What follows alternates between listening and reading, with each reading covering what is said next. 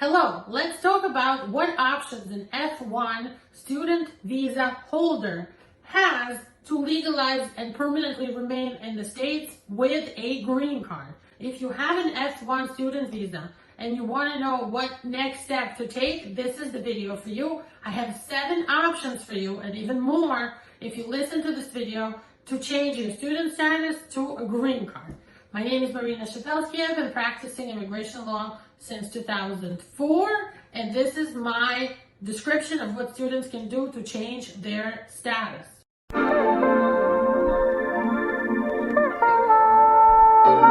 So number 1 is an F-1 student visa holder can file for a green card through an employer.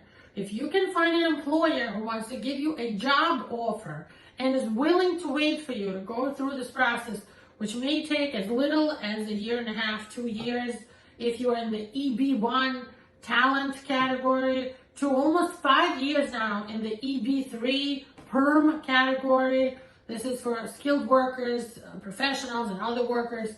Then that job offer will not expire and you can get a green card through EB1, EB2, or EB3. However, how realistic is this if you're not in the EB1 or EB2 category? I don't know. But it is an option, and you must be in your F-1 student status the entire time until you file the I-485 for a green card. Number 2 is family-sponsored, family unification-based green cards. This is where somebody had filed an I-130 family petition for you as the beneficiary. It could be a long wait, but if you're here as a student after you've been waiting for a while, if your parent filed, if your brother or sister filed for you, if you're a student but you have a kid over 21 who's a citizen and they filed for you, you can get a family-based green card if you're in the F-1 student status inside the U.S. Number 3 is the diversity lottery, the green card lottery. You can participate every year, and if you win, most people can get their green card inside U.S. without leaving, without going to the consular interview. Now, number 4 is asylum or refugee status.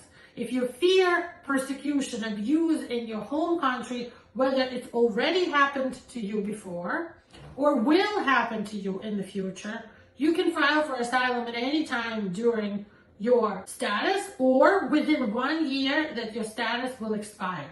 Number 5 is marrying a U.S. citizen or even marrying a green card holder. Now, the issue with a green card holder is that there's sometimes a line, a queue, to be able to file for a green card after the family petition. But as of right now, as I'm recording this in the middle of August 2024 and for September 2024, because we looked at that visa bulletin, the waiting time is very short, maybe like 2 months difference between filing the family petition and then for a green card when married to a green card holder. And no wait, immediate filing for a marriage-based green card to a U.S. citizen. You'll get the advance parole, the work permit, but don't forget your spouse needs to be a sponsor. If they don't have enough income for the last tax year, you might need a joint sponsor. Next is the national interest waiver, work-based green card. You can do self-petition or petition through an employer. And that's for when you are a holder of a really good master's or doctorate, if you're in the STEM categories, if you've done really great work, you've won competitions, you've got grants, you've done important research, you can then skip that whole Labor Department EB3 category, right, hold up, and you just file your immigration petition right away, and there is a queue for a visa, but it's not that bad. It's only about a year and a half, and if you have a long school program, you might be okay. And finally, the special immigrant visas. For example, you could file as a religious worker. You will need a church or some other type of religious organization to sponsor you, and you need to show that you've had religious education and work experience.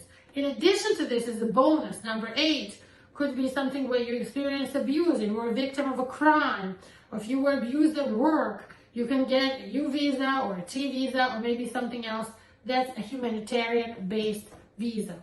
So if you're exploring your own options for a green card as a student give us a call. For many people, the student status, the F-1, is just a bridge until they can file for something else, and we're here to show you where the bridge may lead. Give us a call, schedule your consultation today. We can help legalize you in America.